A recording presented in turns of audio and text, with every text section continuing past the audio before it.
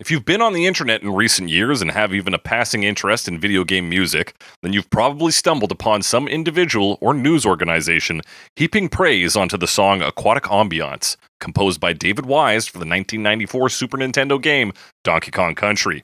These persons and organizations are right to glorify this track. It's a fucking masterpiece. However, when it comes to the music of Wise, it's just the tip of the iceberg. Before Wise was a musician and composer for the video game company Rare, he was just a dude programming synths at a music shop in the UK. Quote, I was working in a music shop demonstrating a Yamaha CX5 music computer to a couple of people, Tim and Chris Stamper. I'd written and programmed the music for the demonstration material. They offered me a job, said Wise. From that chance meeting in 1985 all the way to 2009, Wise worked as a video game music composer for Rare. In fact, up until 1994, he was the only musician working for Rare, and his work on the original Donkey Kong Country was originally meant to be a placeholder. Wise was under the impression that his demo tracks were going to be replaced by the legendary Koji Kondo at a later point in the development. But Nintendo staff were so impressed by his initial 3 tracks that Wise was commissioned to do the entire game. Donkey Kong Country was a hit, and so the incredibly named Donkey Kong Country 2, Diddy's Conquest, was slated for development, and Wise was brought on once more to lend his talents to the project and help the game become the second best-selling game of 1995 and the 6th best-selling Super Nintendo game of all time. Rock, hip-hop, disco, synthwave, funk, metal, big band, and many other genres can be heard amongst the game's 36 tracks. Just as myriad as the genres within the game are the influences Wise said led to the culmination of this soundtrack. From the world of video games, Wise drew from Koji Kondo's work on the Mario and Zelda series, as well as the compositions of Tim and Jeff Fallen, featured in the SNES game Plock. From the radio, early 80s dance and rock tracks played on Wise's mind. From movies, the Rare composer found inspiration specifically in synth-based scores. And from his own life, the musician credits his travels with influencing all the Donkey Kong Country game soundtracks, with Donkey Kong Country 2 taking place during his, quote, experimental Paris phase. The influences of outside works are easier to see on certain tracks. For this week's track, you can bet good money that David Wise saw the 1983 film Antarctica, scored by Greek composer Vangelis. The real question is, did Vangelis ever play Donkey Kong Country 2? And if so, did he make it all the way to Clapper's Cavern? That's right. We're talking David Wise is in a snowbound land from Donkey Kong Country 2, Diddy's Conquest, on Cover Me.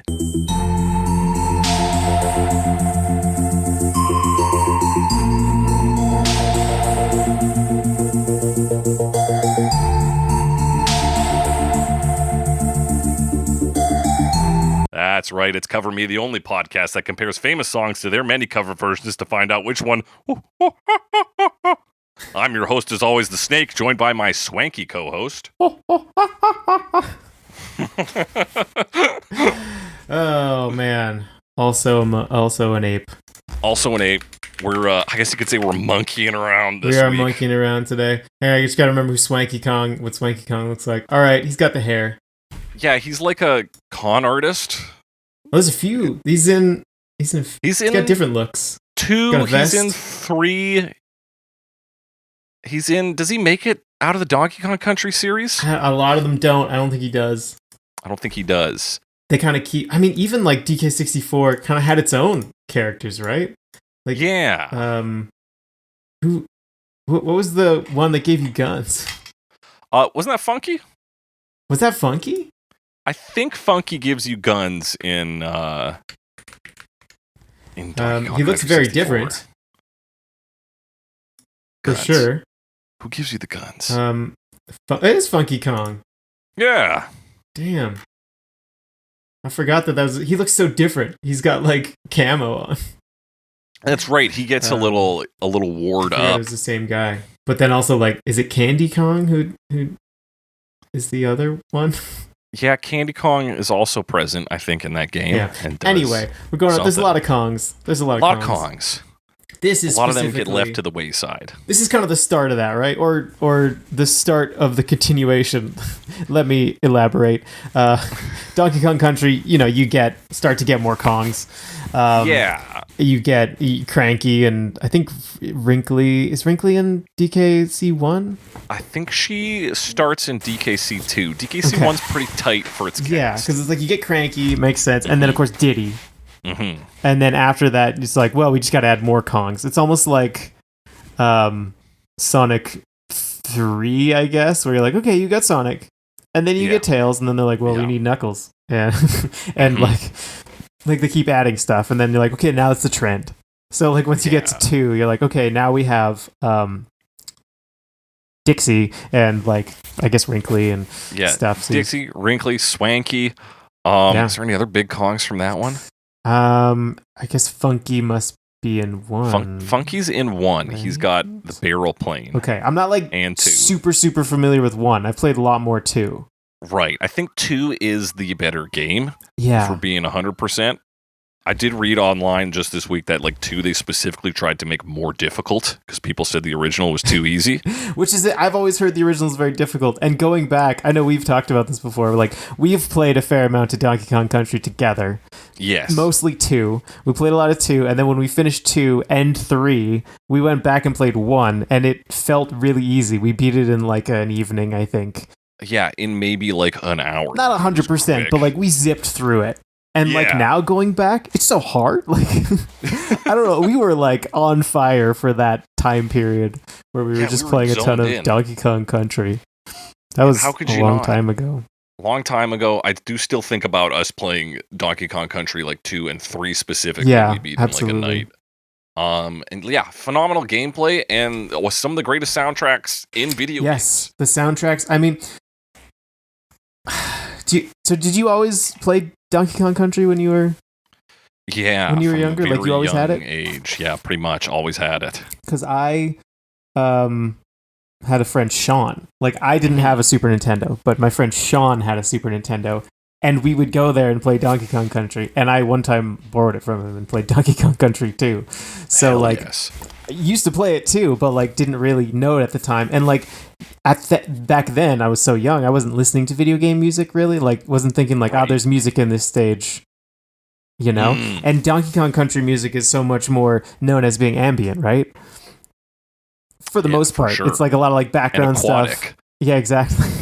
And like ambient noise, like nature sounds, and it's so interesting because it feels so different from other soundtracks that I would consider like contemporary, and maybe it was a little later, but like we talk about chiptunes a lot. You know, this is on a console that did that, but it doesn't feel like that. Chiptunes, you know? No. And Wise has a real, like you said, he pulls from organic sources, especially in Donkey Kong Country 1. You get a lot of like ape noises on the track and like jungle inspired things. And like here on Donkey Kong Country 2, he starts to like kind of really branch out and start doing more like just basically modern music, but for a SNES video game, which is crazy. Yeah, I mean, and I think the reason for that is like the Super Nintendo sound chip is very interesting because it can like play samples. So he like made his had to make the samples himself basically, and he had all his instruments, but he had to like turn it into the sample library. And then that's right. And I could not find a source on this. I heard about it somewhere. It was probably in a video. I couldn't find information, but like the story is he basically like locked himself in a barn, which probably is not as crazy as it sounds, because the other thing I think I remember reading is that Rare used to just be based in a bunch of barns, that they like turned into offices basically. That's where the name for the game comes from, actually. Donkey Kong Country is because they were out in the countryside. Yeah, there you go. So, like, the story is like, he locked himself in a barn. It's like, well, they were all working in barns. Yeah, it's like he locked himself in his office. Yeah, exactly. But, you know, that's sort of the story. And he, I guess that was like Donkey Kong Country, or like the start of it. But then, obviously, he kept working on it for the sequel. And, like, if you look at the soundtracks, the sequel is so much, like, so many more tracks in it. Yeah. It's a longer game, huge. It's a longer game, which is so impressive because even like today's song is in maybe 2 levels. Yeah, is it? I mean, they don't come up a lot, but yeah, interesting that like the songs are used so infrequently, especially. I mean, with how much they're remembered. Like I always loved Jib Jig. That's the one I always remember. Yeah, I think that's just in 1 level. Yeah, or like not many. It's also like based on some of the melodies come back from the first game too. So like there'll be a different name for the song. That one's interesting because Jib Jig is the final boss music in the original game. Oh, but when there's a needle drop moment in the original game that turns it into this like really like pumping like hard rock track, they switch that to like a jig in Donkey Kong Country 2, and that rips. I mean, so much of it, like obviously, like these are the big ones you mentioned. Aquatic Ambience, Sticker Bush Symphony is a big one. Yeah. The other big one I've heard of as like being this like really great composition is Forest Interlude. Oh yeah, I do love that one from Donkey Kong Country 2. And then of course the more melodic ones that I'm a big fan of, like Jib Jig, and then what's it called? I know the name, Snaky Shanty. Yeah. Yeah, Snaky Shanty, sorry, that was the one I was thinking of for the... I was also talking about Snaky Shanty before when I said Jib Jig. Okay, yeah. But those two are the like kind of melodic ones that I'm personally a big fan of. But like a lot of it, if you're into this kind of stuff, like very iconic. Even the one we're going to talk about today, In a Snowbound Land, is like lower on the list. You know, we picked it because it's seasonal, and we want to talk about Donkey Kong Country. And it's still pretty excellent. Yeah, it's a phenomenal track. I was shocked to find out this week how heavily influenced it is by this one piece of film score. Yeah, that's interesting. I didn't see that fact. So this is the Greek composer? Yeah, Vangelis. And I think I've seen this. I've always said Evangelis in my head, but I thought so too, but I did an Alex Mildenberger and checked pronunciation. Perfect. Yeah. I know I've heard the name before, but I don't know where from. I guess he just is a composer that does stuff. Yeah, he's probably just been around. And this is like a 1983, I think, Japanese film. Interesting. So, and if you listen to it, you can find the song very easily. It's even on Tidal. But it's pretty clear where he pulls there are differences, but the general like tone and atmosphere and some of the melodic choices come straight from Antarctica. Interesting that specifically is like this track. It's just nice when there's a little backstory there. So it's called the song is called Antarctica, or the movie? Yes, it'll be called the title theme from Antarctica. But if you put in Antarctica Vangelis, it'll come right up. Excellent theme from Antarctica remastered. Oh wow, it's these like okay. Oh yeah. Yeah. Wow. Yeah. Dun, dun, dun, dun. It's like so similar. It's so similar. The theme from Antarctica is a little more like maybe triumphant, whereas like In a Snowbound Land is a little more like awestruck. It keeps it. Yeah. Okay, I see that. But it's insane how close they are. It's like the same melody. Yeah. In parts. And that same like kind of bubbling synth in the back, that boom, boom, boom, boom, boom, boom, boom. Very, very cool connection there. Yeah. I guess the question is, Alex, of the 3 Donkey Kong Country games, which one has the best soundtrack? And of course, I'm talking the original 3, not Returns and Tropical Freeze. Right. Which I believe Tropical Freeze does have a track that samples this, but only briefly in it. I'd believe that, but there's so many tracks on that soundtrack. Yeah, there's a heap. It is hard to find anything. I mean, 2 has got to take it. I think so. I know it's the easy answer, but like it's just so strong. The other thing, I mean, look, I've heard arguments for both sides. I think 3's soundtrack is strong enough. I don't think it's on the same level as the other 2. It was done primarily by someone else. Yes, who did a couple of tracks on the original. Yes, Evelyn Novakovic. That's right. Who is also still a very talented. Yeah, she does composer. Like Simeon Segway, I think, which is a really strong one. Oh, that's true. Yep, that's still around. They still play that in the menus. And the original the ice theme in the first game. Oh yeah, which is also very good, and I think appears in one level. Yeah, probably, or not very many for sure. Yeah. But yeah, and 3, I don't really know 3 that well. 3, I know when it starts playing. I couldn't conjure a track to mind just like of my own volition, though. Yeah, me neither. The other weird thing about 3 is that there's like an alternate version of it because they kind of redid the soundtrack. David Wise redid the soundtrack for the Game Boy Advance version. So like, there's that's right. a whole new set of tracks for the Game Boy Advance. I like David Wise's willingness to return to this.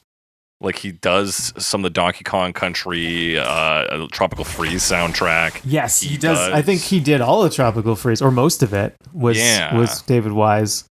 Return to David Wise. He does, like, when there's even like unofficial like remix projects, he's been known to submit a remix track for like Donkey Kong Country remix albums. Yeah, in fact, I think the one that's listed on his Wikipedia page, which is Serious Monkey Business, was one of the. I mean, that came out when I was like first kind of getting into video game music and seeing like, wow, there's all these like remix projects. This is all through Overclocked Remix. Who puts together a lot of these projects. So that was coming out right around there. So that's why I struggled to remember Jib Jig, because I know it as Rare Respite, which is the remix version name. Okay. From that particular album. That checks out. But I don't know which song he did on there, actually. It's the last track on that album, and I can't remember what it is. It says on his Wikipedia page, but let me see. He did. I did the GBA version David of Wise Jungle Jigger. Reskewed brackets Donkey Kong Rescued. I was able to pull it up because I have Rescued. It's on my computer. Hey, because you love. I downloaded that years ago. Yeah, but there's like, beyond like any other game, there is such a like fan base around this music, to the point that the original version we're going to be discussing today is actually a remastering or a restoration done by Jammin Sam Miller, which is very fascinating. These are the versions I normally listen to just because like they were available, and basically, I don't understand the process exactly, but essentially took the existing like down or compressed Super Nintendo versions and was able to sort of reverse engineer them into the full track to some level. Yeah. And you can hear it. I compared, because Nintendo Music now exists, the Spotify for Nintendo, which is cool because it's like great, a place for Nintendo Music. Big problem is they're only releasing one new game per week. Yeah, this is always their problem. Is they're like, what if we drip fed it? Yeah, and you're like, guys, you released Brain Age this week. Like, yeah. We don't even have Super Mario 64 on the app yet, and you're giving me Brain Age? Brain Age? Train your brain in minutes a day. Train my fucking brain, dude. But Donkey Kong Country 2 is on there, so I did listen to it this week on both. I listened to the Jam and Sam Miller and this, and the original on Nintendo Music. And yeah, Sam Miller does like kind of, I think, rebalance and remix things as well too, because the initial note on this, that kind of high pitched synth drone, is a lot further back in the mix on the Nintendo Music app. Yeah, I assumed that. I did not listen to it on Nintendo Music. The app wasn't working for me. It's working now. I've just checked, but it wasn't working for me for a while. Yeah, the app's a little spotty too. I think it was because I had my VPN on, and I was like, I don't feel like turning it off. But do it. It was, because if you listen to on this version, it's like, it's too loud probably. Yeah, it's like a bit high pitched, and it's like kind of hurts. A bit. But generally speaking, it's a good restoration project, and it sounds very good. Yeah, it is. I do love listening to his stuff. I think it's very interesting that he also sells vinyls of it. Yeah, I'm surprised that's possible. Like, when I got it, it was like, you can have this for free. We take donations. Just so you know. We take donations, yeah. I wonder how he's getting that through, because usually Nintendo's pretty litigious about this stuff. Yeah. I'm impressed that it's still up on YouTube and everything. I don't know what protects him. Maybe just goodwill of the people. Yeah. But yeah, let's talk about this song. I guess we gotta let's get into it. So it does open with that high drone. The track itself is really 1 minute and 35 seconds. Yes, this YouTube video, which is 313 loops. Yeah. And most of the versions we'll talk about today do a full loop. They'll do it once, they'll do it again, they're out. Yeah. And that drone actually serves really well on the looping, like as a mechanic to just kind of trick you and then to reset up the track without having any like clunkiness. It works really good. You mean that really high pitched? Yeah, that. Yeah. Yeah, it's like really high to the point where I was like listening and didn't notice it at the start when I was just listening to it, and then it came in halfway through and I was like, oh my gosh, what is this? So there's something wrong with my speaker. Yeah. But it does maybe a mark against the Jammin Sam Miller version. I would say that's maybe a little too high in the mix. It's a little too high. But otherwise, maybe it's, I don't know. I mean, I can see that sort of thing getting filtered out, especially in like older hardware. Yeah. So maybe that is how it always was supposed to be, but the Super Nintendo didn't do that. Couldn't handle that. And certainly if you were compressing it, you would probably lose those higher frequencies. So it could just be a byproduct of that. Interesting that restoring it then put that back front and center, and it's like, I don't know if that's the best choice now, but it worked on the Super Nintendo, right? Yeah, there's sometimes like the defects in a system actually make the thing come out okay, right? Yeah, because so, like, I mean, the that's SNES how defects polish it down like perfectly. Yeah, and like that's what it was designed for, right? It's designed to be played on that. So maybe I should have put not the restored version on, but I do think the restored versions are pretty impressive. Yeah, and I think when we're talking about Donkey Kong Country music, I think Sam Miller plays a role in helping to revive it, because it does feel like there's been a bit of a revival in recent years of people talking about Donkey Kong Country music, and I think maybe Sam Miller has played a role in that. I cannot tell you how many like middling YouTube videos I've watched about random video game things, not even necessarily Donkey Kong Country related or even Nintendo related, that just randomly have like Sticker Bush Symphony in the background. Yeah. And they're like, hey, that's the two big ones. It's like Aquatic Ambiance and Sticker Bush Symphony. Yeah. You know, on the original soundtrack, it was called Sticker Bush Symphony, but on the Game Boy Advance, it was called Sticker Brush Symphony. And I think they're always called Sticker Brush nowadays. But I usually say Sticker Bush just for fun, but I'm pretty sure both are correct, more or less. Interesting. I like, because I looked on Wikipedia because I was like, which one is it? I can't remember which, and so it's both. That's good to know. I think it's been printed both ways. Yeah. And what is a sticker brush or bush? Nobody knows. Yeah, what is either of those? Nothing. What is either of those? Yeah. Here we go. It actually says, so I'm on Super Mario Wiki. It says, in the Game Boy Advance remake, the song titles were used for Hidden Zone Test. Replacing, here we are. Sticker Bush Symphony is renamed Sticker Brush Symphony. The titles are also used. And then Smash Bros. Adopted that, and then it's just confusing now. Yeah. There you go, folks. You thought I was trying to catch Alex? That's not even the song we're talking about. Not even the song we're talking about, which probably disappoints some people. I feel like this episode's not going to get a lot of listens, because I don't think a lot of people care about this song, despite the fact that I think it's great. It's not... I mean, the title is not one of the well-known titles either. So if people see in a Snowbound Land, it might not click that it's even a Donkey Kong Country song. Yeah. I didn't know the title before this week either, so... Yeah, I also, when we were trying to think of it, it was like, it's something with ice, snow. Exactly. All right, what else happens? That low sequenced bass from the Antarctic. Yeah, that little low sequence bass really fills in the back of this track. Yeah. Very cool. It also, like, the filter kind of moves around on that, so you get a little bit of interest on there. Gives it like a kind of bubbling effect. Very nice. And this is a water level, right? Well, yeah, it's an ice cave / water level. Clapper's Cavern. So there are 3 levels this appears in. Right. It's Clapper's Cavern, Black Ice Battle, and Arctic Abyss. Okay, Arctic Abyss is the one I always think of, because that's like a lot of falls, right? Yes. And then Clapper's Cavern, which is another one I remember because you jump on Clapper, who's a seal. Clapper the seal. And then he spits out ice and freezes the water so you can walk on it. That's right. And what's the other one?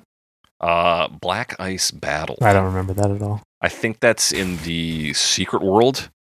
Oh. I don't think we did the full 102% I think when we played, on we Donkey skipped Kong Country 2. over that, yeah. It's too hard.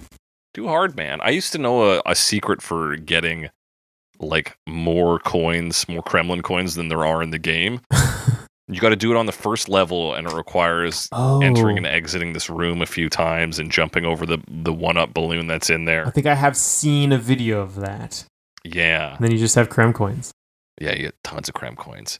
But that's just a little Donkey Kong Country 2. Now, did you hear about them discovering a new, very useless cheat code in Donkey Kong Country 2 recently? Yes. Do you remember what it did? It just pulls you out of the level. So if it's typically in Donkey Kong, if you're in a new level that you haven't beat, you're not allowed to like exit out, which you can do on levels you beat before. You just hit like, I think, start select, and it pulls you back to the map. But if you pull in this cheat code, you can do it even on new levels. Okay, that makes sense. Very, very mildly useful. Yeah. It's like a little bit convenient sometimes. Yeah. That is funny. That is a little funny. I like that it's brand new to everyone. Back to the song, though. So we've got the bubbling bass, we've got that high-pitched synth, and then these sort of like handbell-ish notes. Dome, kind of the bell sounds. Bell sounds, I mean, we've talked about a few, winter and ice themes. Yes. We like to do it in December, and they often have bells of some kind. Yeah, these aren't like your sleigh bells, but they are. No, they're like bells. handbells. Yeah. They're meaty bells. Mm-hmm. Big meaty bells. Yes, big meaty bells. And we've got this drum beat in the back, a sort of hi-hat sounding. Yeah, it kind of cycles, right? Like it goes. So like it's a longer cycle, but it plays like faster, and then just. That's right. So like it's regularly going eighth notes, but then it'll go. Play it. Yeah, it'll double up on a few real quick, and then back to that eighth notes. There's also this really snappy snare. Yes. Like it plays on the 3. Oh yeah, that. Yeah, exactly. Yeah. Plays on the 3rd beat of the measure. It's different because there's like another, like at the start. Hang on, where is it? Yeah. At the start of a bar, then you'll get like a few things playing together, and I'm trying to find my note about that. I can't find it.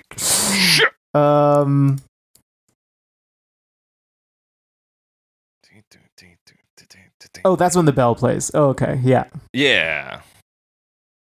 And then it's kind of, that 1-3 thing. Bing, tss, bing, tss, Yeah. And then once that's set up, we get the like melody synth in, which is a sort of kind of hollow sounding.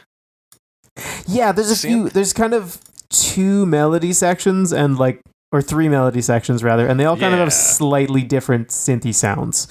The first melody section comes in only 18 seconds in. Right. And yeah, that's that hollow, windy sound, It's that airy synth. It's like it's very flute-like, and then of course, I mean, I'm watching this video of Clapper's Cavern as this song plays, and it just invokes this feeling of like wind blowing over a cave entrance, Yeah, that kind of like. There's a great like echoiness to a lot of the instruments on this that feed into this cavernous feel. Yeah, absolutely. And it's really short too, right? It's like a 4-note motif and just like variations on that. Dun, dun, dun, dun, ba, ba, da, dun, dun, dun. So like you kind of lead in or lead out. Yeah, absolutely. Or you skip a note, but it plays just around with that 4-note melody a few times. Yeah, so it feels fresh, but yeah, it is just a recycling of these 4 notes and kind of different patterns.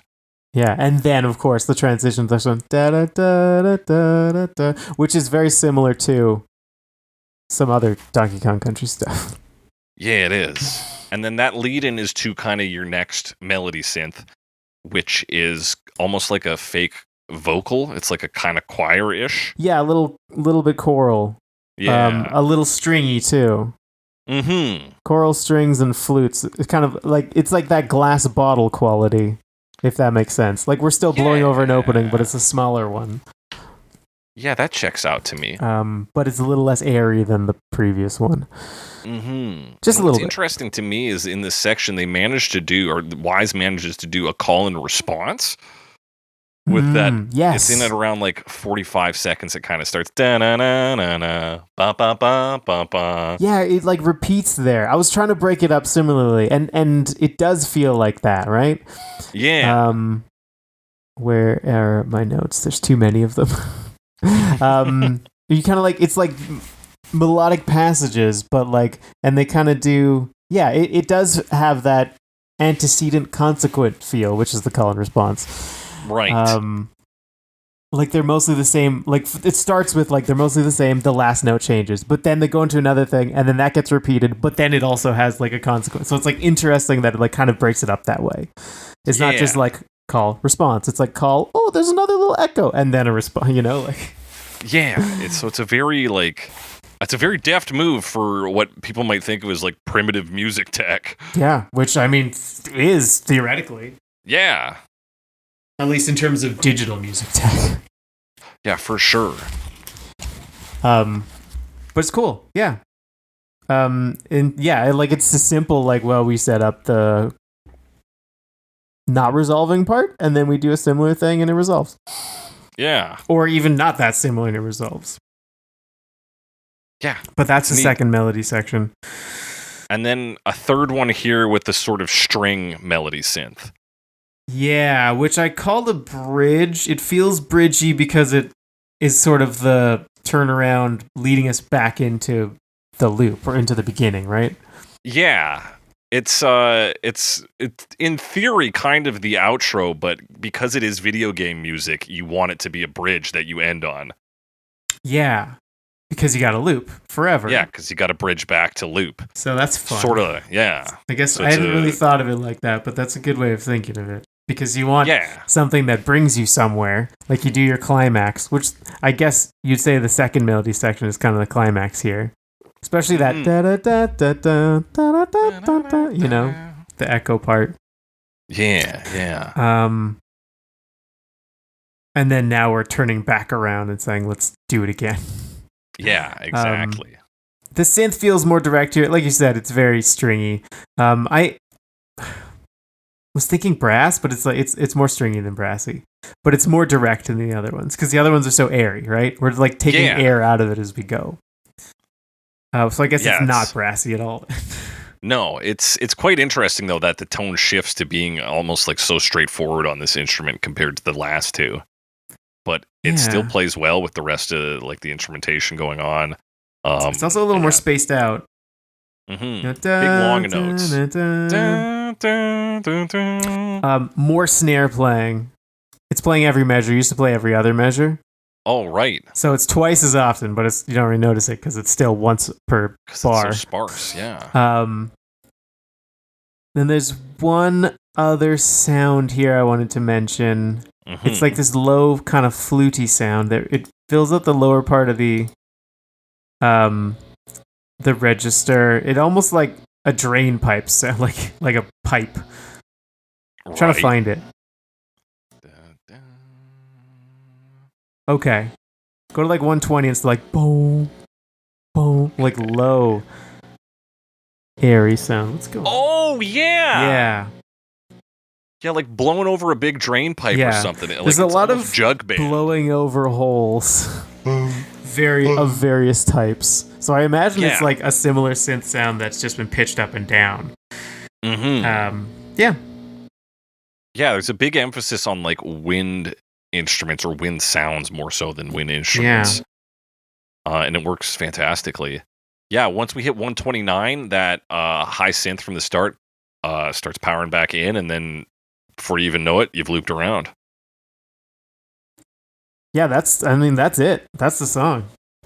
It definitely has the like sort of chill ambient thing that is associated with Donkey Kong Country. It's not all that Donkey Kong Country is musically. Yeah. But it's a big part of it. There's quite a few tracks like this one, of course, Aquatic Ambiance, Stickerbush Symphony are kind of the big ones in that genre. Forest Interlude a little bit, though it's got, and that's the thing is like we say like chill like energy to it, and it's like but there's something a little extra to the Donkey Kong Country stuff because it's still like fairly driven at times because it has like stronger melodies, even though some of them are short. But then some of the stuff that's like, it needs to be intense, like the boss themes and stuff, right?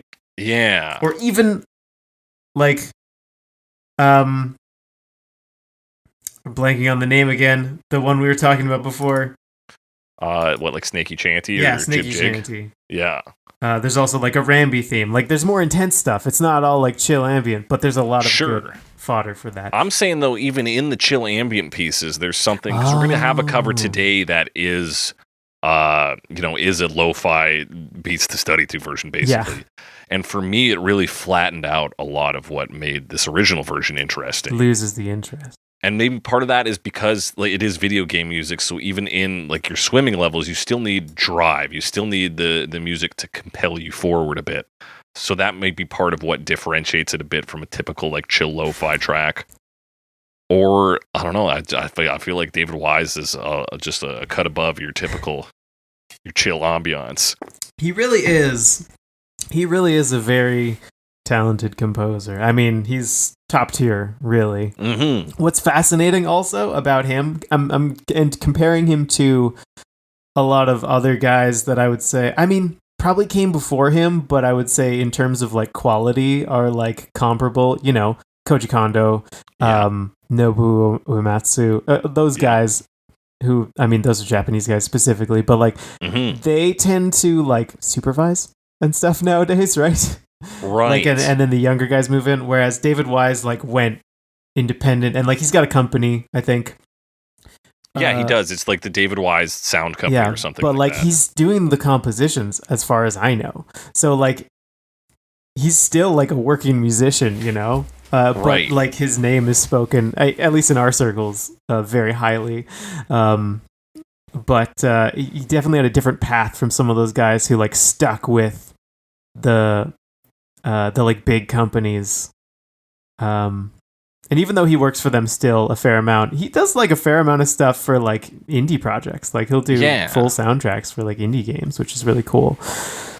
Yeah, I'm looking at his past, like his most recent games, and they're like not huge titles that he's actually making music for right now. Yeah, I mean, obviously he did like Ukulele, which is a lot of X-Rare guys.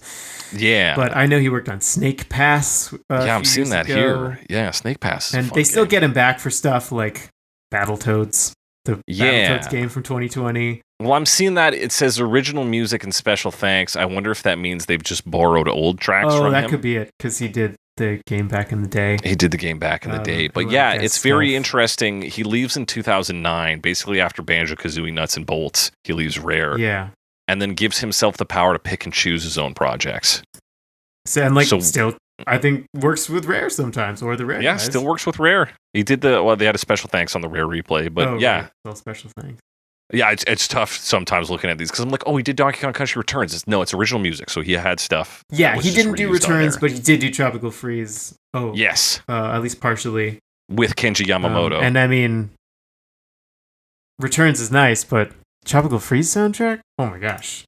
Yeah. There's some good stuff on there. There's, some big pieces on there. Again, that's another album not available on Nintendo Music right now, which, what are we doing here, guys? Yeah. Come on. Come on. Let's make it happen. Yeah, he's a real musician, fucking David Wise. He's in it for the love of the game. It feels like he's still composing, he's still playing the instruments himself, still working very hands-on, just as he was in 1994 and 1985, like, that's impressive. Yeah.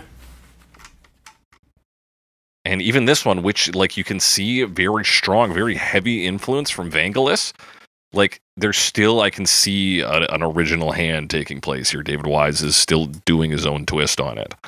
Yeah, and, like, part of that is it's on a Super Nintendo now, but, like, it's fun. It's really cool that it's kind of adapting this, like, kind of obscure movie theme for the Super Nintendo. And it sounds great. It sounds fucking great, dude. Do the covers sound as great? We're going to find out after this short break. Ba, da, da, da, ba, ba, da.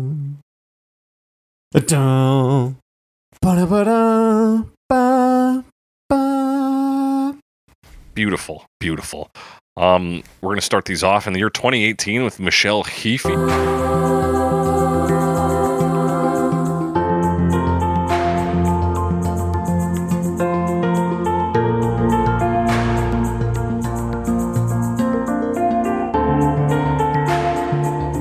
Heafy?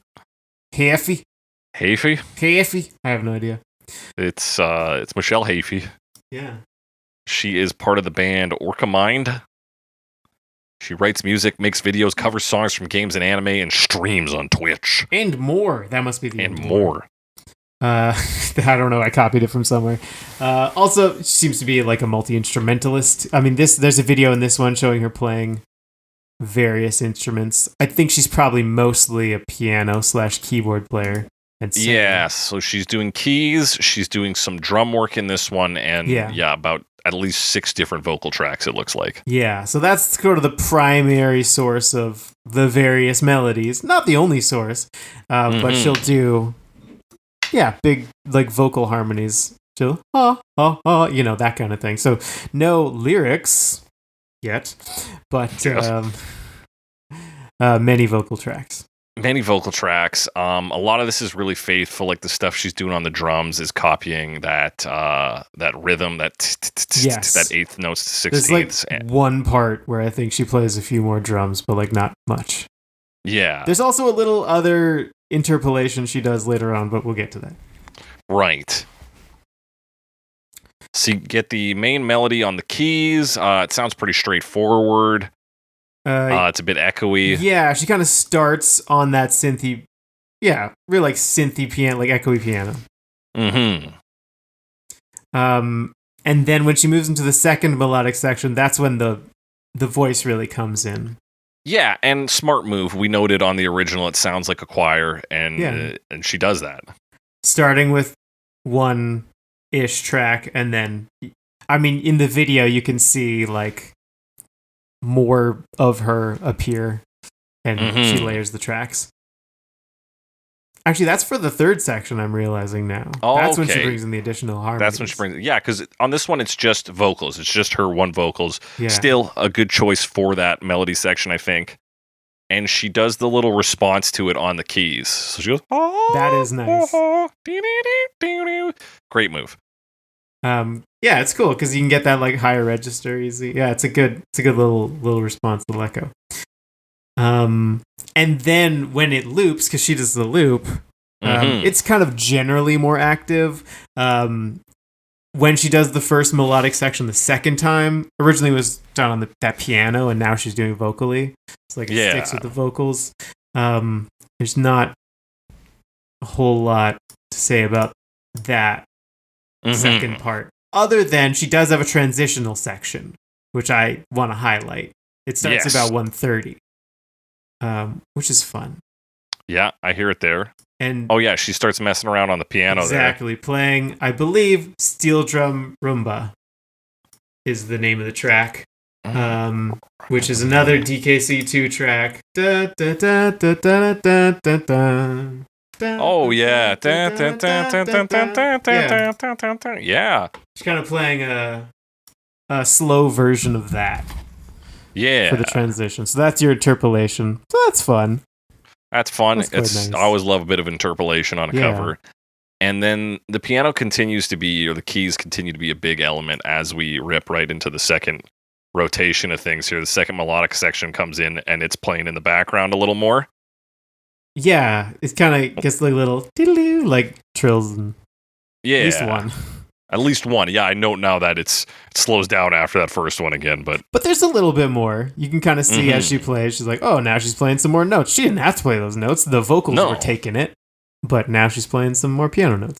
But yeah, it gives us a little interest on the second go around, so we're not just hearing the same thing again.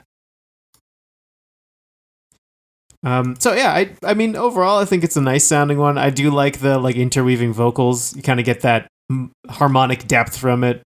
So obviously now there's like 6 parts. I think having that much attention to like different instruments helps a lot with this version, because I think the textures of the original really make it shine. We're going to hear a version later that kind of simplifies things, and it just like you lose a lot of interesting elements in that. The texture is a good thing. Texture's a good thing, man. But yeah, here we got the vocals, multi-part vocals. We got keys. We got some big drums. She does a good job here. It's kind of sets the bar, I think, for what to expect for like YouTube covers moving forward here. It's pretty standard. It's nothing because you're not doing crazy things here. Yeah, it's not crazy, but like it's got some good little elements and it's fun enough. Yeah, sensible. It definitely feels like, so she seems to like this song for reasons we will go over we don't know the reasons, but like, and we'll say why soon. But we have already said this doesn't seem to be the most popular Donkey Kong Country 2 song. It really feels like, okay, I want to do DKC. I don't want to do the big ones. What's next? And this seems to be one of the options. Yeah. But obviously, if it resonates with a person, which it seems to with this person. Yeah, she seems to really love this one. But we're really why is teasing that? this out. We'll find out in the year 2022, but first we got to stay in 2018 to talk about Brendan Vavra.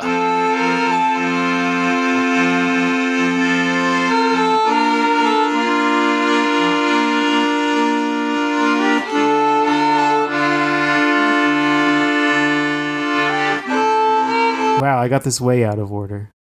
Oh, yeah, I reordered it on my end. Okay. I checked the dates on the uploads for the YouTube videos. That's I my did source. check the dates. I must have messed it up. Wait, which one is this? Who's this person? This is Brendan Vavra, the accordionist. I took that one off. Oh, you took that one off? Yeah. I forgot to use your link because it kept taking me to YouTube Music. Oh. Sorry. And then, okay, so what versions do you have? Next, Michelle Heafy twice in a row. Okay. And then Theology. The Brendan Vavra one wasn't good. Okay. Just so everyone knows. All right. It's accordion and violin. It's and it's done live in studio in their bedroom. Okay. So it's just not mixed very well. There's a lot of accordion drone on the track, and it's a little bit too simple. We got two instruments. We're not really getting that texture I was talking about. Okay. Now we got to move to the year 2022 to talk about Michelle Heafy and Josiah Everhart. I watch it fall, resting above it all. Then I'm looking above, far beyond the right. Yes, so these are Orca Mind bandmates. So now we have the same person again, Michelle, and then this is with Josiah, and I think they have a drummer or something in the band, but this is the two of them. And this seems to be on a stream. Yes, this is a Twitch stream. You can see the interface on the video. Twitch TV. And the twist on this one is it's called In a Snowbound Land brackets lyrics. Lyrics. Ooh. Yes. This one With has original lyrics written by me, she says. We perform this live on Twitch. She says more about why she loves this song or something. I used to sing a few of these lyrics while listening along with this song. And I wrote the lyrics around it. So she used to just listen to the song and make up words to it, and then decided that we should all hear them. And here they are. Oh, I see the lyrics are written down here. I didn't have to write them down myself. I know. I started writing them down. I was like, maybe they're in the YouTube description. That's fun. How close was I? Pretty close. Pretty close. She's pretty easy to hear on this. So she says, Yeah. I watch it fall, resting above it all. Then I'm looking above, far beyond the rising stars. You were always here, and now you're fast asleep. I won't go one day without thoughts of you and me. Wow. No, I won't. I will not go back home. Walk through the snow. I will find my new home. Cold winter air is swirling everywhere, and it's trouble for some, but for me, I must be there. You were always here, and now you're fast asleep. I won't go one day without thoughts of you and me. No, I won't go. I will not go back home. Walk through the snow. We will find our new home. Cool. That's nicer. I misheard I won't go one day as I woke up one day without thoughts of you and me, and I was like, damn, breakup song. This got sad. Yeah, I also heard it as I woke up one day. Which is sad. It's like, yes, I woke up one day and stopped loving you. It's like, oh. You're like, damn, that's heavy. That is not apparently what they say here. I would say overall, fairly straightforward. Yeah. There's like some snow stuff at first of like watching down upon Watching it everything. fall, You know? yeah. And I think that imagery, I'd say actually pretty good because like the next thing is like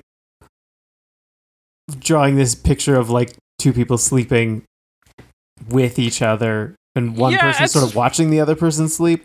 Weird line, though, 'cause she's like, you were always here and now you're fast asleep, which means they're still there. They're just sleeping. Right. Right. I know, but it's like you're always with me kind of thing. And like now you're asleep. So like the snow drifting, comparing the snow drifting down over the city and like having this bird's eye view of everything to watching someone in life and then also sort of as they're asleep. So yeah, it's not a bad little comparison. Were you going to say in life and then in death? Are they dead? I didn't say in death. Like, but you kind of set it up with in life. In life, and then also like generally in life, and then also specifically right now as they're both sleeping. I take umbrage with it being you were always here, which is past tense. It is past tense. That's true. Instead of you're you fast are asleep. always here, because that would be more accurate. Yeah, that would be more accurate. And then again, like because when you listen, you're like, oh, there's a bit of breakup vibes in here. And then it's like, maybe there isn't. Yeah, but then they're walking together, finding a new home. So it's like, is there another person now? But it's not breakup vibes. Yeah, because when the first chorus, she says, I will not go back home. I'll find my new home. And then the next one is, we'll find her new home. Yeah. Yes. Right, at the end. Yeah. Yeah. I would say if I was grading these, I'd give it a C, dude. C? B minus. Yeah. C minus. There's definitely some things that are a little unclear. A little unclear, a little weak overall. It's really going for the like cold thing, maybe over making sense. Yeah, I'm trying to be like, well, this is in Donkey Kong without just being like about apes, jumping on seals to freeze water. Yeah, because I think that direction would be bad too. Well, it might be funny. I mean, there's a lot of like comedy video game covers from like. I mean, I remember Brental Floss a lot. Yes, of course. So you could do that, but obviously that's a very different tone. Yeah, and I don't think that's what they're shooting for as a performer at all, and especially not here. So the lyrics are a little weak. We got this guy, Josiah Everhart, who is playing guitar, kind of just some finger picking stuff. So it's that and her singing, and that kind of makes up the majority of this. Yeah, that's pretty much it. Because he really just like does that picking pattern kind of over and over again, and then just like really repeats. The other thing she does, okay, there's a few things, just a little bit, not very much. He whistles. Oh, I like that as the response to that melody. Yeah, that was cool. Less cool. She briefly starts to beatbox. Oh yeah. The time is 1:39. I don't know why. She stops soon. Maybe she's just like, got into it and I mean, Twitch Live, you gotta exactly. You gotta perform. Just feel it out. But if this was an actual recording session, that part would probably be cut. Yeah. Or if she's gonna do that, if she's truly that confident in it, because she is beatboxing the drum pattern from the original. Yeah. Throw it through a looper, man. I don't know. Something. Yeah. But yeah, it feels like an afterthought kind of. She just kind of goes. Tss, tss, tss. Yeah, it almost looks like she doesn't even realize she's doing it. And then she's like, "Oops, I gotta stop. I wasn't supposed to do that." It does feel like that. Yeah, that's your two big changes, because otherwise it is this finger picking, and then her singing the melody, which, like I've said earlier, we really flatten this song to just two tones: finger pick, guitar, woman singing, and it takes a lot of life out of it for me beyond even the lyrics, like whatever. Yeah, it doesn't have it's just the melodies, which are solid, but it doesn't have the everything else. Which is unfortunate. And if the lyrics were some masterpiece by chance, maybe that's a trade-off we can take, but they're like just fine at best. Yeah. Definitely they are just fine. Yeah. So that's Michelle Heafy taking her second crack at this song, but we got to move to the year 2022 for Theology. Theology VGM.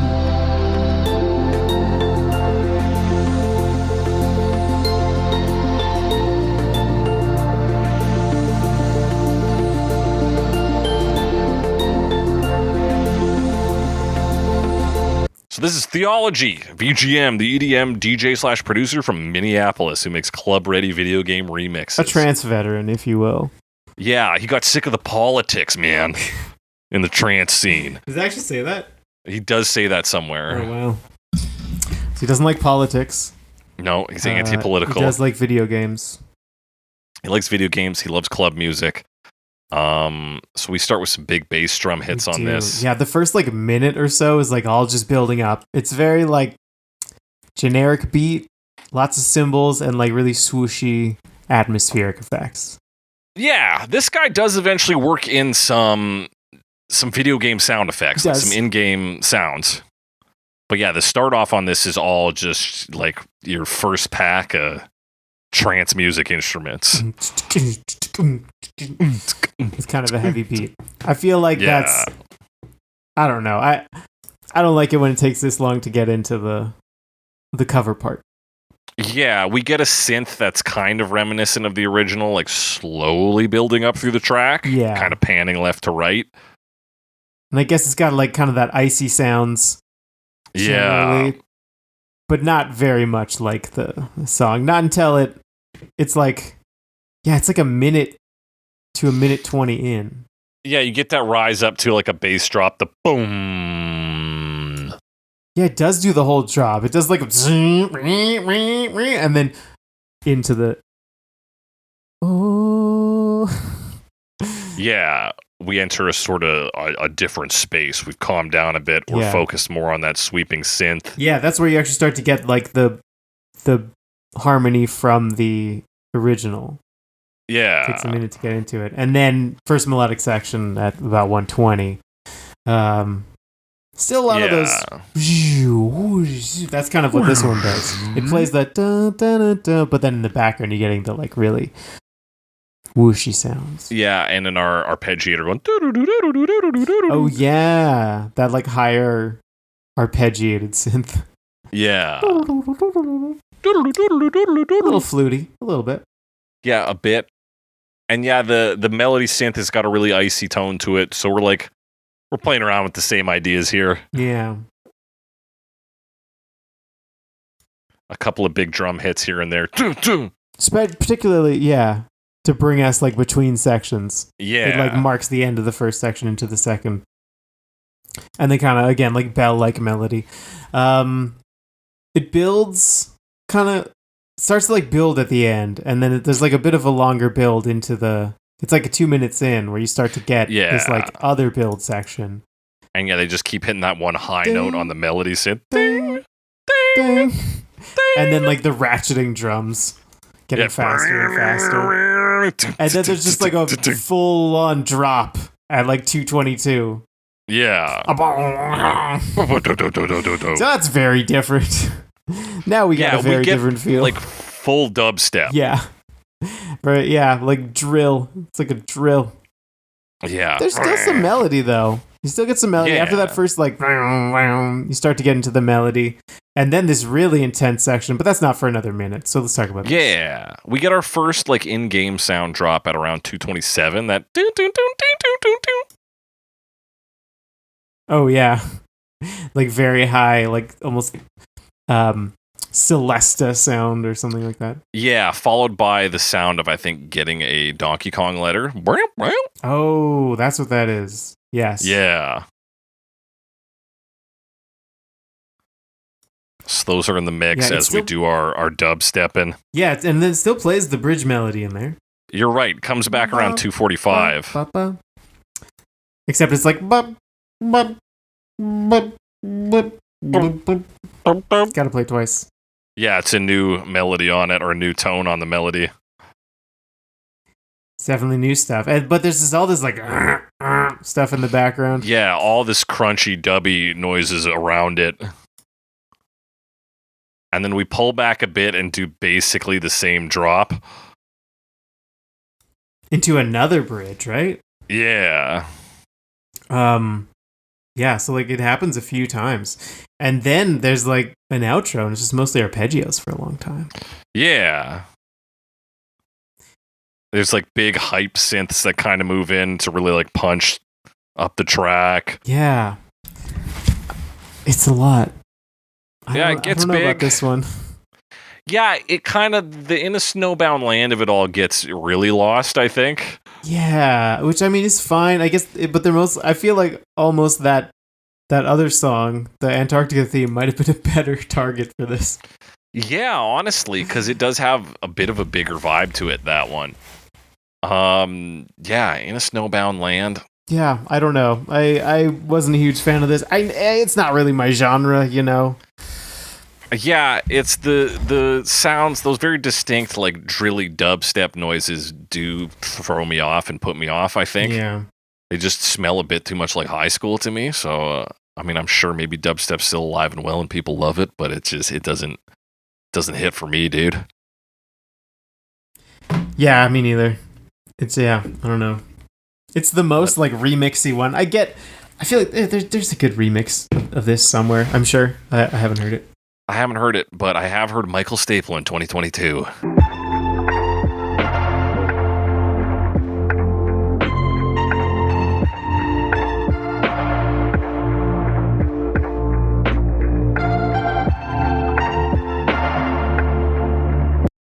Yeah. AKA Maxi Demand. Maxi Demand from Brampton, Ontario. That's right. He's Canadian-Jamaican. He's a video game composer, music producer, and DJ. He's composed for games including No Straight Roads, Omega Strikers, and Pedal Crash, which I think are all indie titles, so if those don't resonate with you, I didn't know any of them, but... No. Yeah, I didn't recognize any of them either. And this is the video game Lo-Fi. Baby, we're doing Lo-Fi. We got gentle synth in the back. We got the kind of big snare hits, but they echo out like a little more, and they're a little duller on the hit. Yeah, I mean, and it's got the whole like lo-fi veneer. Everything's so filtered and everything echoes forever. And like you get those sort of like tape sounds of like tape speed changing. Yeah, there's that percussion noise that like kicks in around maybe 28 seconds. That's just like almost like a jangling of something more than it is like hitting drums. It's like boop. It's like if you carried a bag and stuff was moving in your bag. It's just like a bit of a, yeah. It's kind of like a lo-fi staple. Almost. Yeah, like a rustling noise almost. Yeah, there's a lot of like stuff. You can hear it because like things echo and then like remain as like the ghost of an echo in the background. Yeah, so a long trail on a lot of your noises. And it's like, it's totally fine, but I don't think we gain anything by lo-fiing this track. Probably not a whole lot. I mean, I found it more consistent than the previous version. Mostly because it didn't change as much, probably. Yeah, the previous version maybe failed bigger, but also I think failed It tried more. Yeah. You know, like this one's like, okay, it's got some decent sounds to it, but for the most part, it's like, yeah, we filtered it more, we slowed it down, we put in all the lo-fi things. Yeah. We've got in a snowbound land at home kind of sound, you know? It's just a little less good. Yeah, it's definitely definitely has that feeling of like, did they do that much? Like, they definitely did re-record everything. You know, it's all new sounds. It's all new sounds. It's turn it down a bit slower. Yeah, but it's there. There's a few things. I mean, they kind of do some like soundscape changes. Like you kind of have like different flute sounds or synth sounds rather. And like it's more wavery the second time something happened or something like that. Right. There is this like wah sound that plays. My timestamp is 3:17, and you get this like backbeat wah. Okay, trying to find it here. Like actually like a so there are some kind of interesting sounds on this, but yeah, I definitely think overall, like compared to some of the like lo-fi versions we've talked about, this doesn't do a whole lot. Yeah, other than like there giving really wasn't it the much lo-fi to sound. do. Because it was already kind of there, yeah. Because a lot of the times you're like, oh, we did this song, but we made it chill. But you didn't make this chill. It was already there. It was already chill. Like, So yeah, what did we get out of this remix? Not a lot, dude. Not a whole lot. Not a lot. But maybe we'll get something more in the year 2023 out of Dark-Grunt.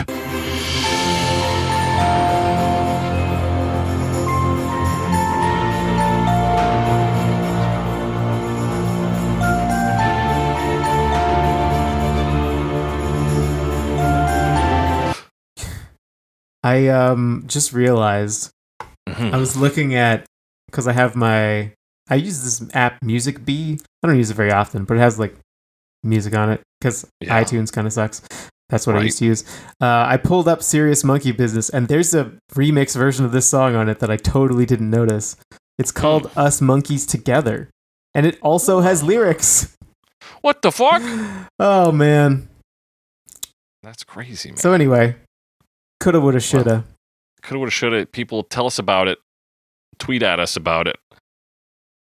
And tell us what you think of the lyrics in Us Monkeys Together.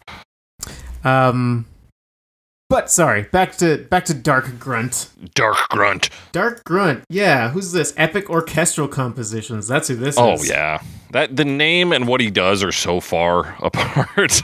Yeah, Dark-Grunt. It's like, no, it's kind of bright and like big. Yeah, so he does digital orchestrations. There's no way this is a real orchestra. Definitely has that sound to it. I mean, some of the stuff's more organic sounding, but then like you'll get those really synthy synths, you know? Yeah. Sounds right out of the game sometimes. Exactly. Or, you know, like a change cheaper something? Yamaha sound. Yeah. He's got, so that drum rhythm, that 8 notes to 16 notes is now sleigh bells on this one. Oh, it does have sleigh bells. The sleigh bells are always so quiet, and I'm like, I forget about them. But this is, I mean, we talked about winter and ice themes in the past. Sleigh bells are a mainstay. Yeah. You know? A staple of the genre. Staple of the genre, because it makes you think about Christmas, apparently. Mm-hmm. It seems to work. People aren't riding sleighs any other time of year. People don't ride sleighs like they used to, let me tell you. No, they certainly don't. Don't. This version does bring a sort of triumphant feel that maybe harkens more to the Antarctica theme as well. Oh. The strings, very uplifting. It does have the strings, they're uplifting, and it's constantly like I mean, it's supposed to be epic orchestration, right? Like that's its idea. Yes. So it adds little thing like there's the strings playing, but then like the strings in the background, like da da da da da, like you're constantly getting like that. So there's always motion. Yeah. And like lots of big swells, the strings, there's horns. Mm-hmm. It's big. Yeah. You get big brass doing like the second melody piece along with the like a xylophone-esque instrument in there. Yeah. So doubled up. Marimba? Yeah, marimba. I don't know. That's just the big one. And yeah, they lay on the full epic sounds around 56. It's like full orchestra. Big strings. Oh yeah, which is they keep that up for a while, but they do a decent like fade out near the end. Like yeah, they do. It takes a while to fade out, and like they're still doing like little melodic things, you know, the various sections. But they're like, now we're quieter, and now like it's still on the marimba or whatever, but it's not the big huge swell. But there's still strings and stuff in the background. So this is kind of like triangular. Or maybe trapezoidal, if you want to say it plateaus at the top for a bit. Sure. Which is not unusual for a song, but like it's much more obvious in this one. Where you're like, we're going to do a build, we're up, and then we're going to drop back down, and then we're going to stay there for a bit. Yeah, we take it down real low. Ding, ding, ding, ding, ding, ding. Like, yeah, it hits what he fucking called a shot and hit it. Yeah, he did his thing. It works well enough. It doesn't change much up at all. It mostly just, you know, exchanges the sounds for different ones, but the sounds are solid enough. Yeah. It's decent. Decent enough. And yeah, it does bring out a new flavor from this compared to the original. It's less icy. It's more like, wow, look at the beauty of Donkey Kong Country. That's true. It doesn't have as much of that icy feel. Mm-hmm. But beyond the sleigh bells, of course. Yes, of course. The iciest of all instruments. Yes. Sleigh bells. But I think more interesting than this in terms of using synthetic music is what Jazztick does in 2024.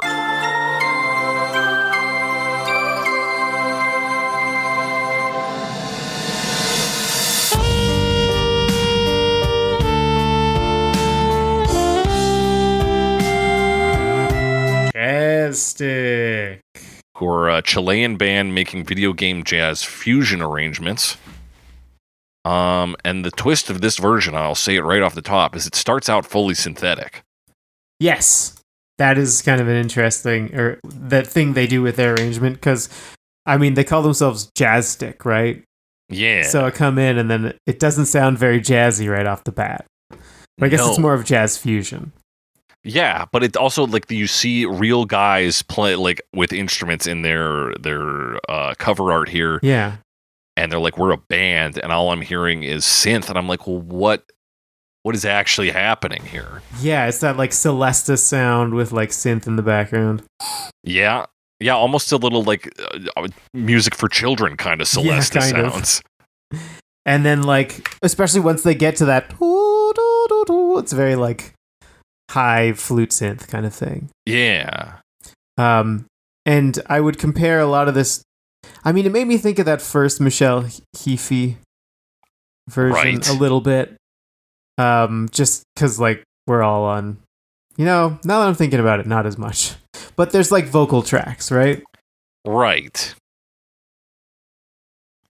That's how they do the melody, right?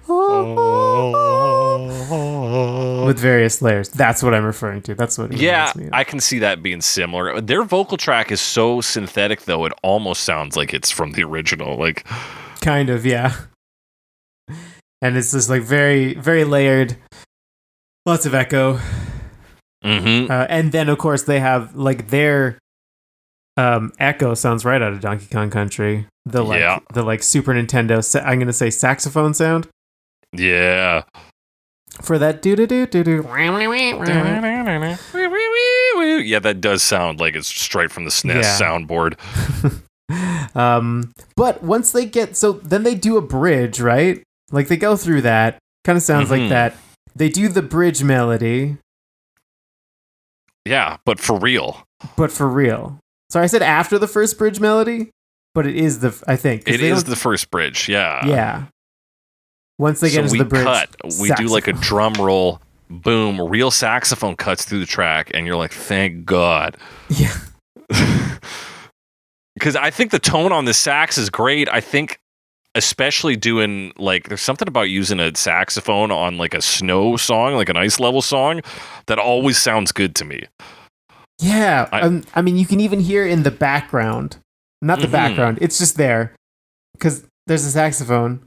But they also have that, like, very Donkey Kong Country, like, accordion sound, or maybe it's a clarinet or something. Oh, yeah. The other thing playing there. Maybe it's a higher saxophone. I don't know. Could be. But yeah, that part sounds very DKC to me, which is cool. Yeah. Yeah. So that's a cool transition, and then it kind of keeps going with that. Yeah, I think they could have stayed in the real world of music for the rest of this. They do jump back into the synthetic stuff. But what we get, I think, when they're playing real instruments, the little solos and stuff, or I think there is some interpolation to other stuff going on, other Donkey Kong Country tracks. Ooh, I did not pick up on these ones, but they do have, like, a sax solo. They do have various solos. Yeah, if you go to, like, 157, the piano start coming in with this, and that little lick, at least, is a classic Donkey Kong one. That's got that sound to it. Yeah. One thing I forgot to note, but is important for the whole song, is I believe they move it to 6/8. Could be 3/4, but, like, it's in real 3 to me. time, right? So you can hear the drum.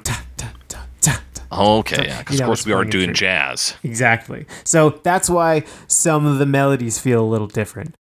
Stretched around, moved, Things don't last as long, or they last a little longer. Right. I believe it has been, changed. That makes sense to me. And then from that solo section, we shift back into the synthetic production. Yeah, which is cool.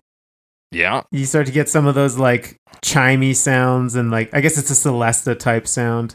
Yeah, and that like accordion synth. And then like kind of the drums they almost get this like arena rock like drum build.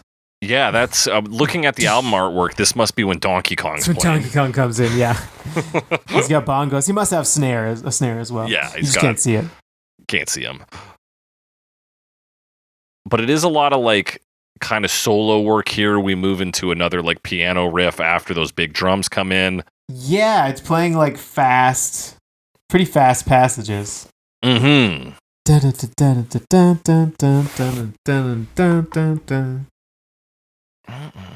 And then kind of a version of the dun dun dun dun dun dun dun, but like repeats it. Yeah, they're doing the jazz technique of really playing around with what's in there. It's kind of like it almost made me think of like Carol of the Bells. Oh yeah. There, so once you repeat that dun dun dun dun, dun and then it's like da da da da da da. They're doing a few interpolations on this track, so that doesn't surprise me. That's kind of what it made me think of. Yeah, and we cut back to the sax again. We kind of get the same switch to more organic sounds by getting that sax cutting through. And then the bass does the response to that call and response melody on this time around, which also sounds great. Gotta love it when the bass steps out. It's great. Yeah, playing that echo. Especially, I'm trying to remember what it plays it up super high, right? Yeah. Yeah. I'm just looking at them. They don't have an upright bass, so that makes sense. No. And then from there, it's a big drum roll to the outro, and it's big outro energy. Oh, yeah. This part feels way more like jazz fusion. This is obviously jazz fusion, but this is where you get to the real jazz fusion stuff. Yeah. Into like section 3 and then into the outro. Mm-hmm. And yeah, to sum this one up, it moves. There's a lot that's interesting. It still seems to hold on to a lot of the original Icy spirit. And gives us a lot of interpolations to other music, both Donkey Kong and Ice/Christmas related. Sometimes we like to think of jazz as sort of a Christmas genre as well. So I think there's a lot that works in this version. Yeah, it's interesting. They clearly have a lot of ideas that they're playing around with. That also work pretty well with the song. Yeah. My apologies to Theology VGM. You clearly had a lot of ideas, but I'm not sure they fit here. Yeah, I don't know. Maybe when it hits on the club floor. Yeah, maybe. You're not thinking about politics. Like, damn, I feel like I'm in a snowbound land. Yeah. Damn, I feel like I just picked up the letter K. I feel like I need to pick up 3 more letters, but what are they? What could they be? But we got to talk about one last cover today, and that's Arathrum or Arathrum in 2024.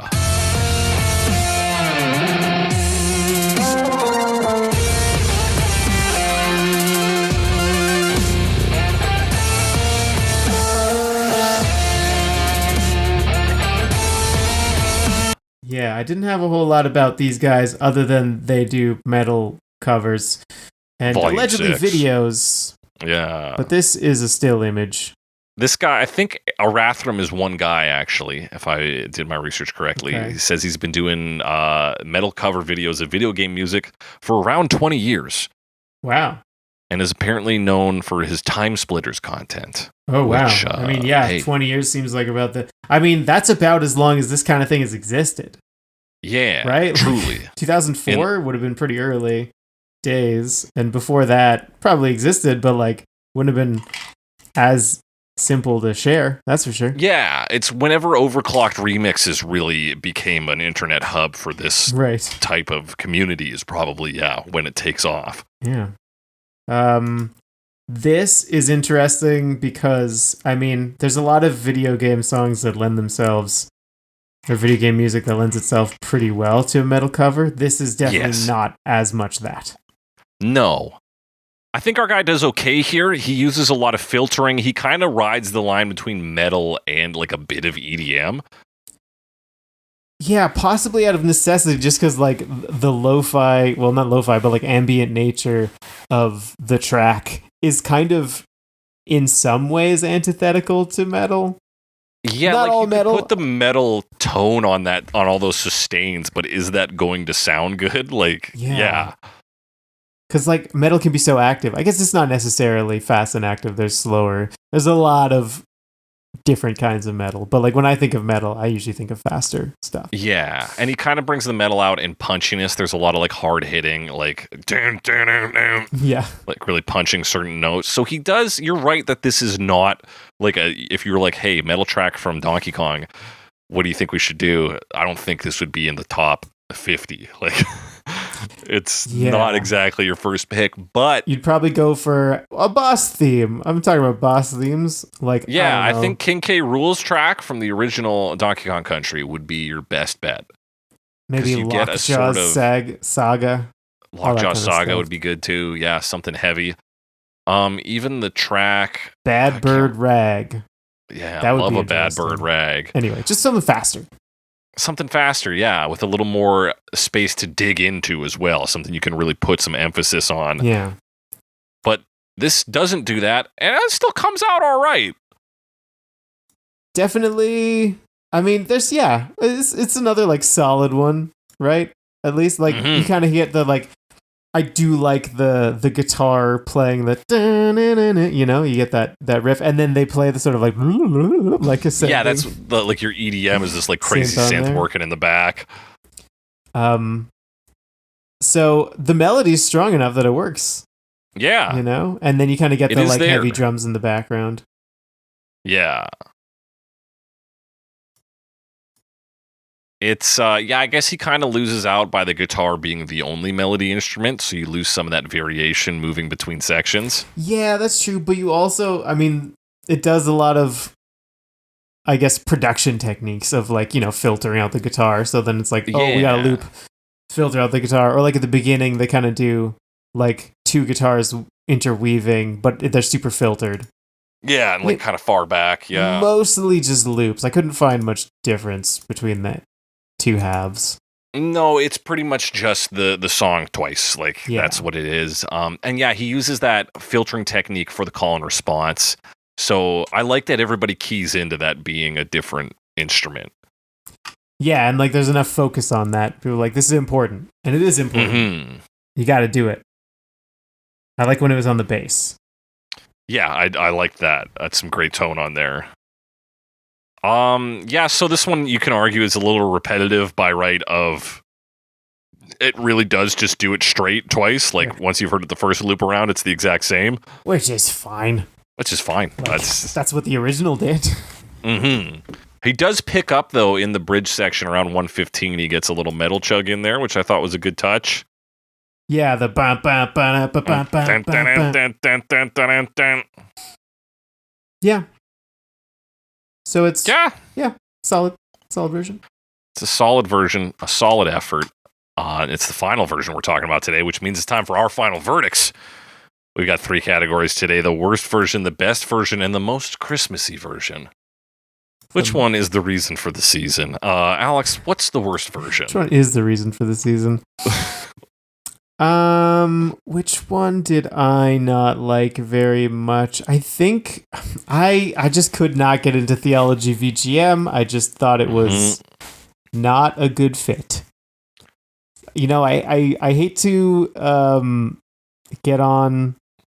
I hate to speak negatively about tracks just because they're like too different. Right. But to me, it just doesn't fit. Yeah, there was kind of not enough of the original song in that remix for me. Yeah, and maybe I just don't like the genre. I don't know, but could be when that. it brought in like all the other stuff, to me, like musically, it wasn't interestingly enough to fit with the rest of it. Yeah, I did like the sensibility to bring in Donkey Kong sound effects, because I think that's a good move, especially in the EDM genre. I'll admit, I didn't really notice it.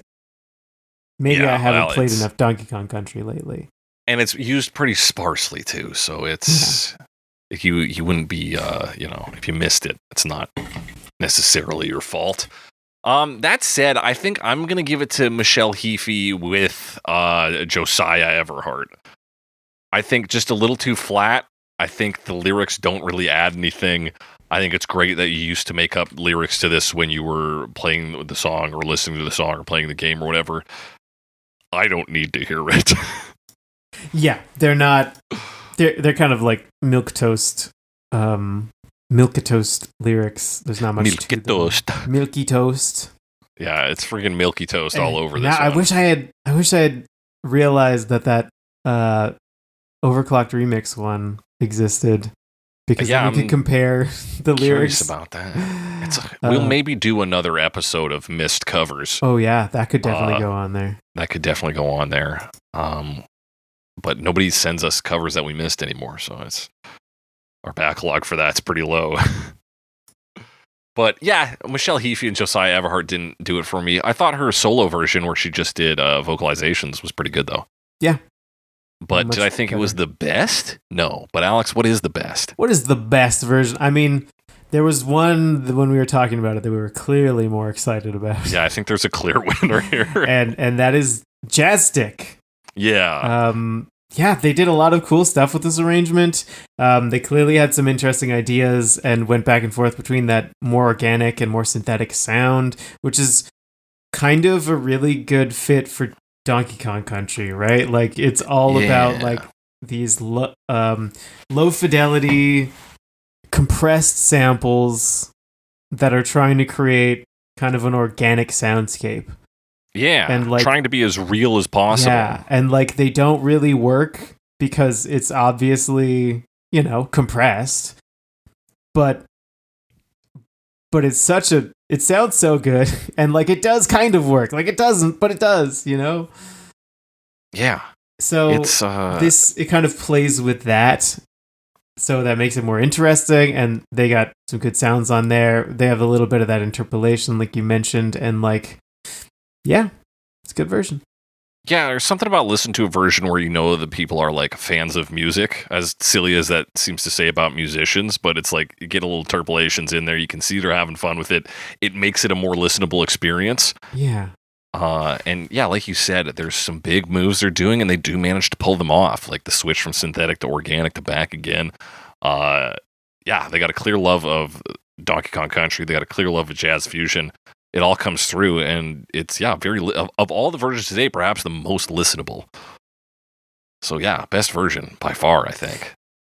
Absolutely. But is it the most Christmassy? No, although it does have sleigh bells. Does have sleigh bells. But which one is the most Christmassy? I mean, the lo-fi one also has sleigh bells. Oh yeah, it does. I think the most Christmassy one, for a not actually that interesting answer, is probably the Michelle Heafy solo one. Just because, like, it's got the piano sound, it's got the choral sound. I'm like, yeah, I could hear that on, like, a Christmas album. And it is soft. Like, it's overall soft. Yeah. So, compared to some of the other, like, I'm not going to put Theology VGM on it. Maybe Dark-Grunt.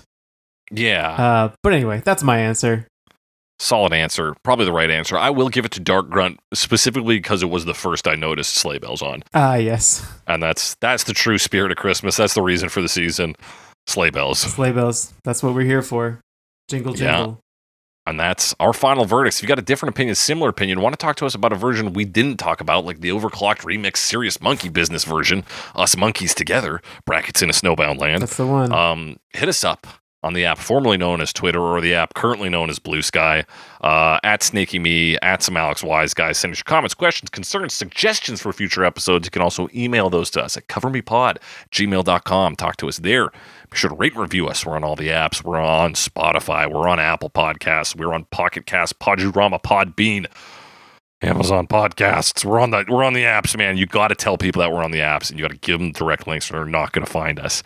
What you can really do to get the word out this week is you can ROM hack your copies of Donkey Kong Country 2 to have Cover Me themed content in there. If you want to change the sprites of Diddy and Dixie to be Alex and myself, that's something you can do. If you want to change the music for each episode so that it's just episodes of Cover Me, hey man, make it happen. And then lend it to your friend First, you got to kind of gas them up and make them nostalgic for Donkey Kong Country, and then be like, "Here, you can have my cartridge," and then boom, they're playing it, and suddenly, next thing you know, they're Cover Me fans.